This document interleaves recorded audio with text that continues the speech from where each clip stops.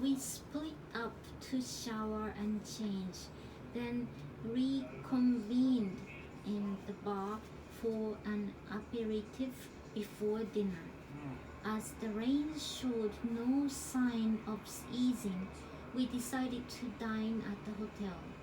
At dinner, Alan ordered red snapper. You've not heard of Ciguatera then? I said casually. Of course I haven't bloody heard of it, he replied through clenched teeth. What now? It's nothing, I said. Of course it must be something or you wouldn't have mentioned it. What is it? Am I sitting in it? Is it on my head? What? No, it's a kind of toxin endemic to tropical waters. It accumulates in certain fish, like red snapper for instance. Well, especially red snapper actually. He considered this with a kind of slow catatonic nod. I think jet lag was kicking in. It can do terrible things to one's equilibrium. I'm sure there's nothing to worry about, I added reassuringly. I mean, if there was an outbreak, snapper wouldn't be on the menu, would it? Unless, of course, I stopped there. What? Well, unless you are to be the first case. It has to start with somebody after all. But hey, what are the chances of that? 1 in 100? 1 in 20? I want you to stop this right now. Of course, I agreed at once. I'm sorry, do you want to change your order? No. The symptoms include, but are not limited to, vomiting, severe muscle weakness, loss of motor control, paresthesia of the lips, general lassitude, myalgia, and paradoxical sensory disturbances, that is, feeling hot surfaces as cold and vice versa. Death occurs in about 12% of cases. I'm telling you to stop it right now. The waitress came with our drinks. This snapper, Alan said with forced casualness. It's all right, is it? Oh yeah, it's beat. It's butte. I mean, it hasn't got, what is it, Bryson? Ciguatera. She gave us befuddled look. No, it comes with chips and salad. We exchanged glances.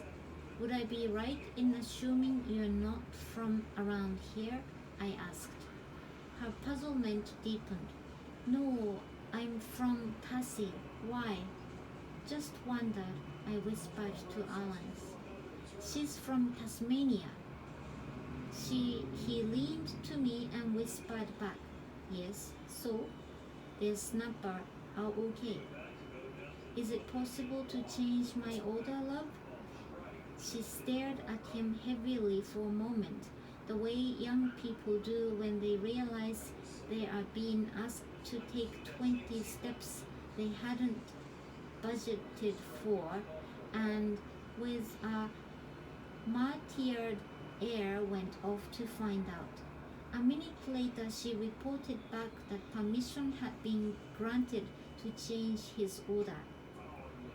Excellent, said Alan with sudden enthusiasm, perusing the menu anew.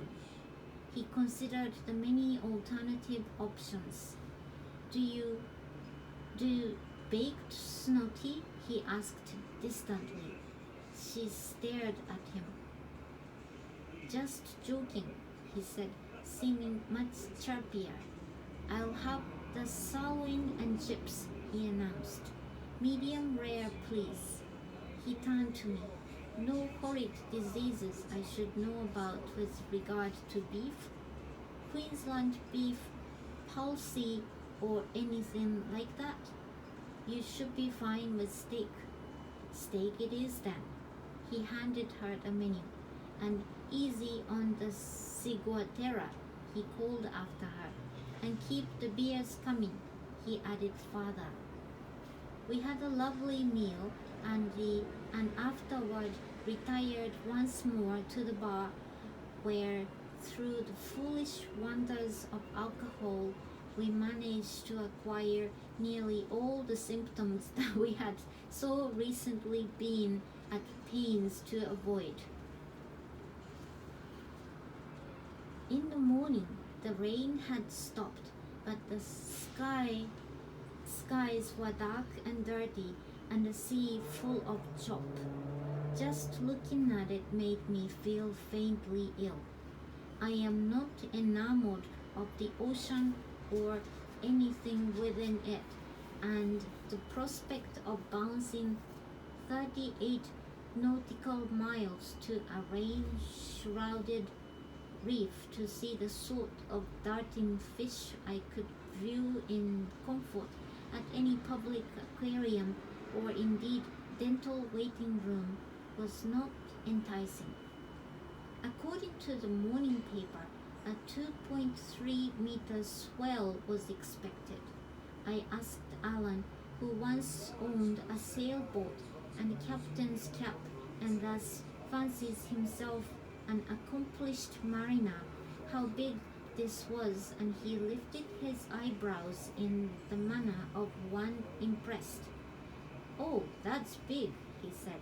This led him to tell me many happy anecdotes of being pitched about in terrifying seas, some of them involving boats not tied to a dock.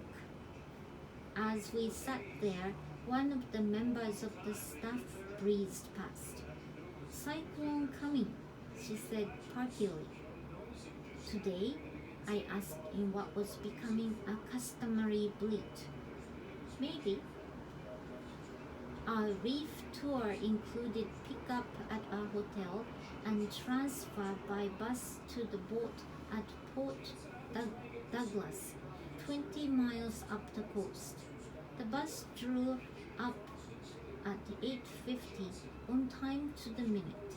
As we climbed aboard, the driver was giving a rundown on marine stingers with vivid description of people who had failed to their post to heed the warning signs. He assured us, however, there are no jellyfish on the reef.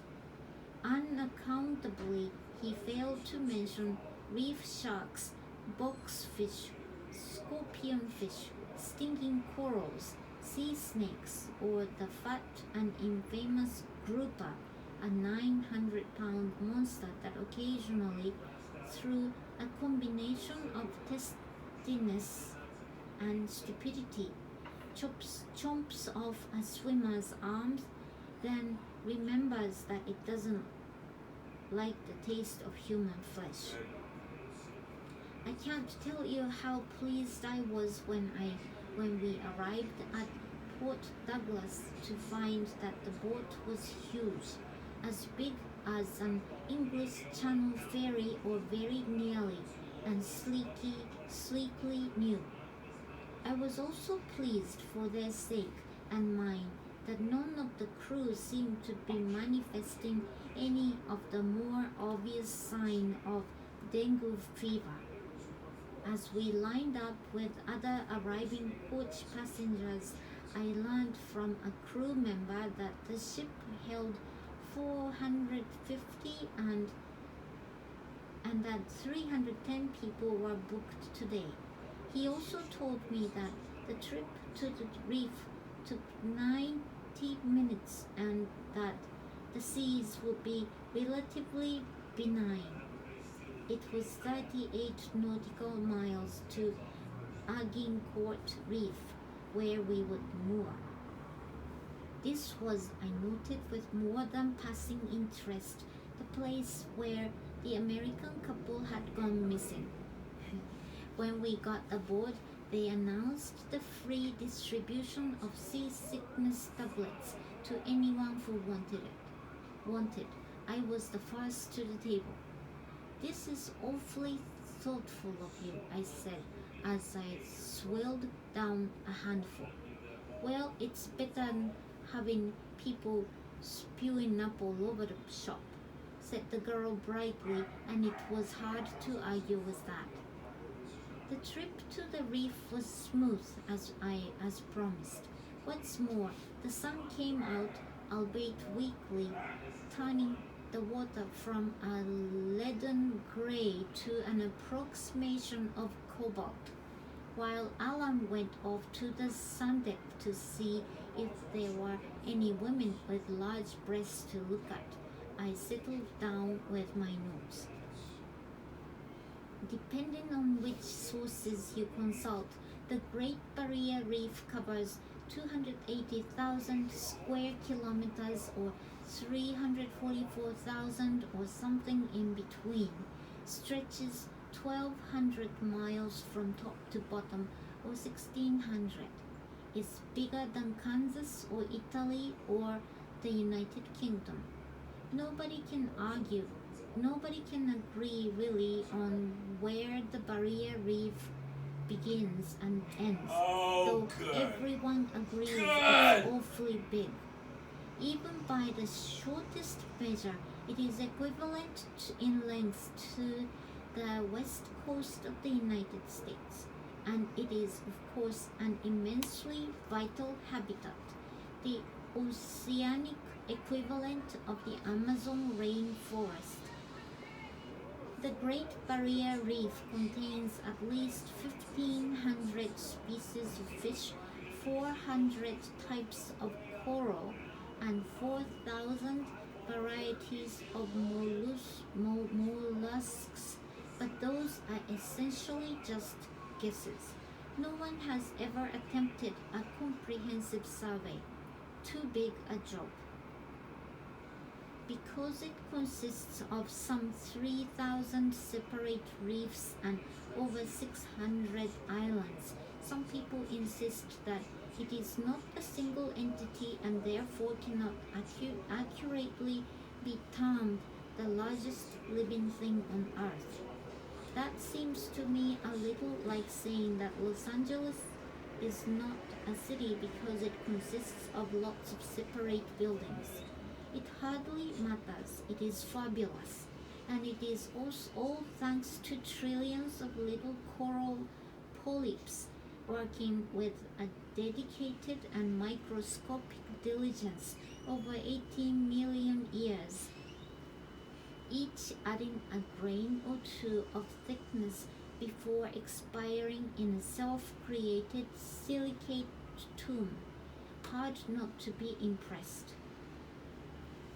As the ship began to make the sort of slowing down noises that suggested imminent arrival, I went out on deck to join Alan.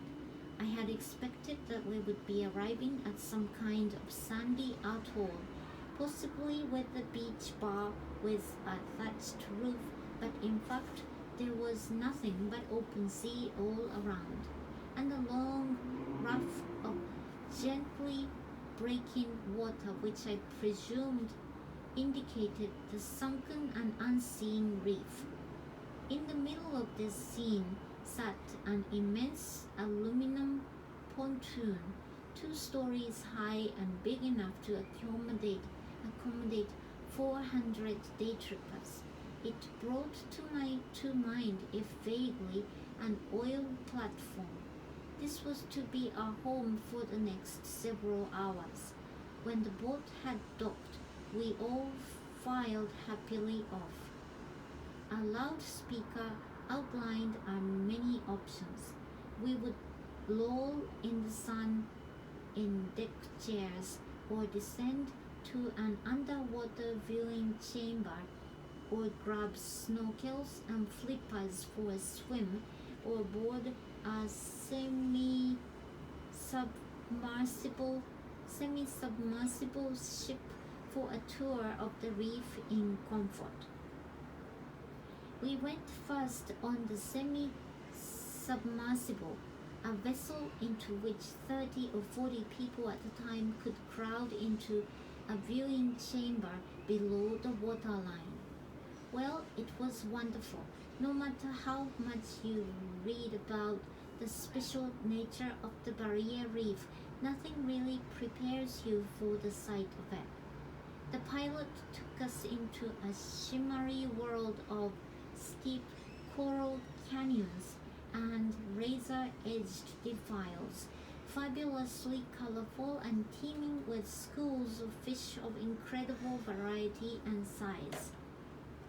Butterfly fish, damselfish, angelfish, parrotfish, the gorgeously colorful harlequin tuskfish, tubular pipefish. We saw giant clams and sea slugs and starfish, small forests of waving anemones, and pleasingly large and dopey potato cod. It was, as I had expected, precisely like being at the public aquarium, except of course that this was entirely wild and natural. I was amazed, no doubt foolishly, by what the difference this made. As I looked out, a great turtle swam past, just a couple of yards from the window and quite indifferent to us. Then furtively poking about on the bottom was a reef shark, only a couple of feet long but capable of giving you a jolly good nip. It wasn't just the darting fish and other creatures, but the way the light filtered down from above and the shape and texture and incredible variety of the coral itself.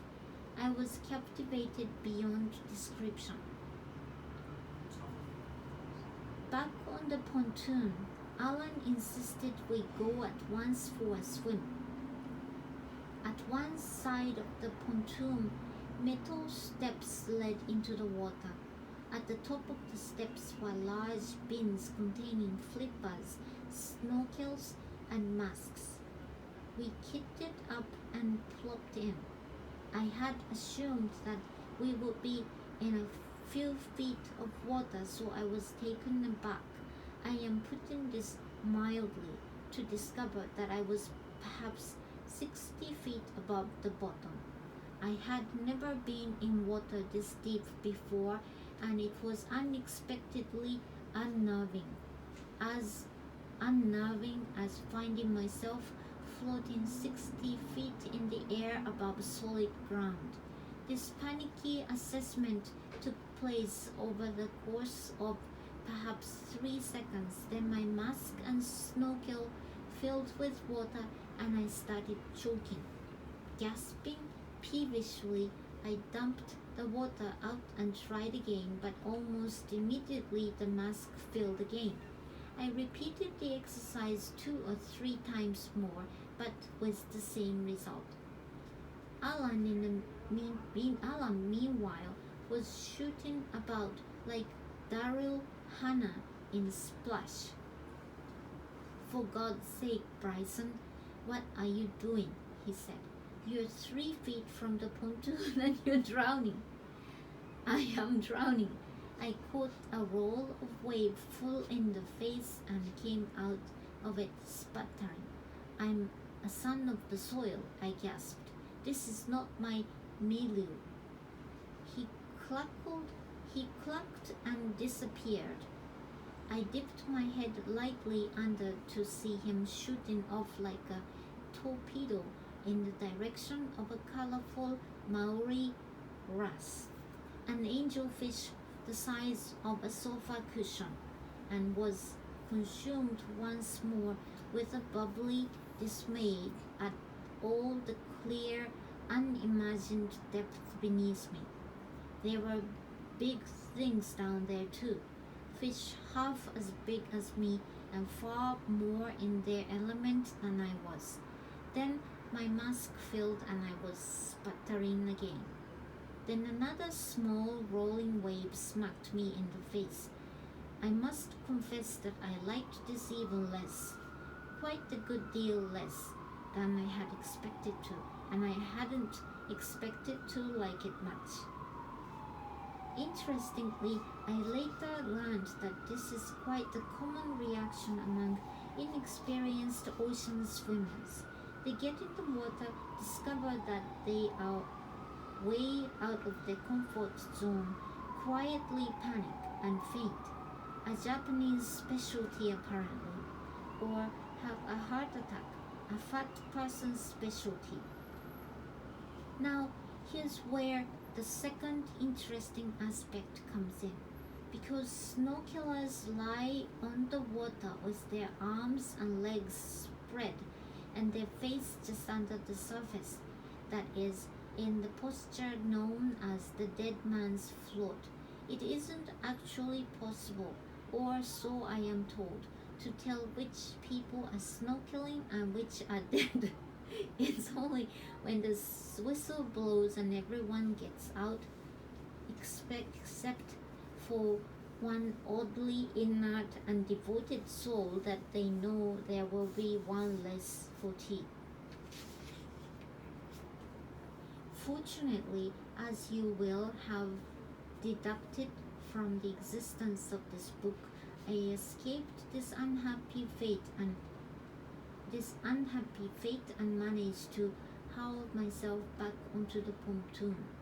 I took a seat on a deck chair in the mild sunshine and toweled off with Alan's shirt. Then I pulled out the newspaper files Alan Howe had given me on the American couple who had died out here. I had read them once before, but now that I could attach visible landmarks to the words, I went through them again with particular interest.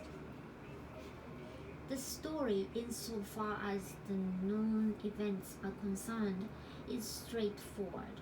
In January 1998, Thomas and Eileen Lonergan of Baton Rouge, Louisiana, who had recently completed a tour of duty as Peace Corps volunteers in the South Pacific, were vacationing in Australia before returning home when they went for a day's scuba diving on the reef with a company called Outer Edge. At the end of the afternoon, they failed to return to the dive boat at the time directed. The dive crew failed to note their absence and left without them. Two and a half days passed before anyone reported them missing. No trace of them was ever found.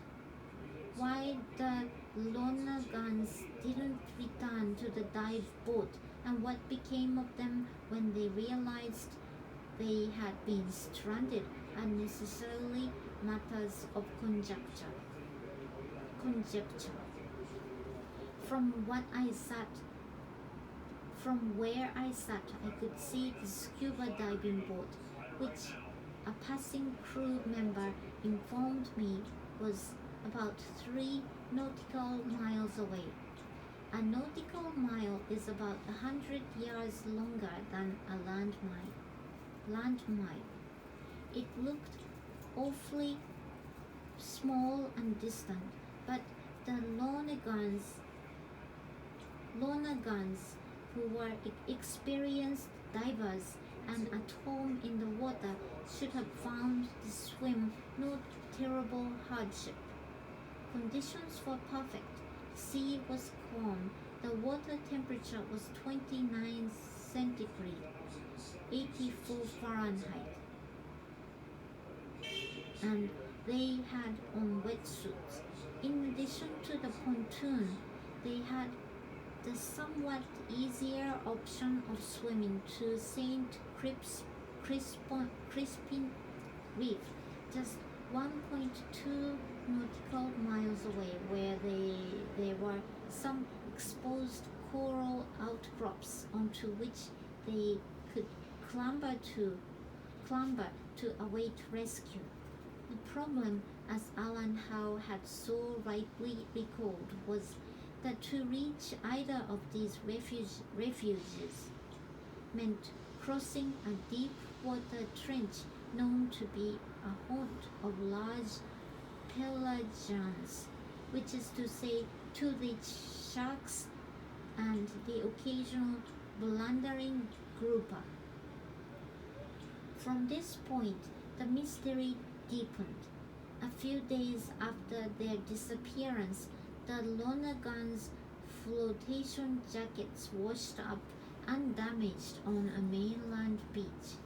Why two people stranded at sea would take off their flotation devices would appear to be an unanswerable question. Moreover, the absence of damage to the flotation jackets suggested that they had not been attacked by sharks.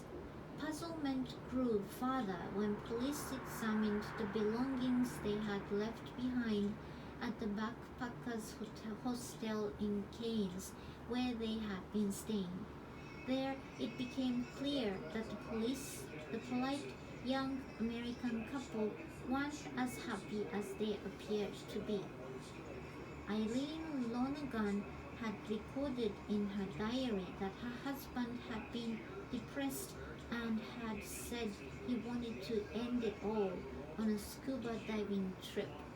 Whoa! He had suggested that he would take her with him.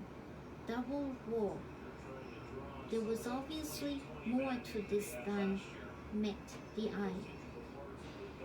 Alan emerged at last, looking invigorated and holding in his stomach in a manner that recalled Jeff Chandler in some of his later films, chattering with tedious gusto about what a brilliant experience it had been and what an egregious wimp I was. He slipped on his shirt and fell into the chair beside me, looking very happy. Then he sat up and patted himself extravagantly. "This shirt's wet," he announced. "Is it?" I said, frowning with concern. "It's wringing wet." I touched it lightly. "Why, yes it is," I agreed.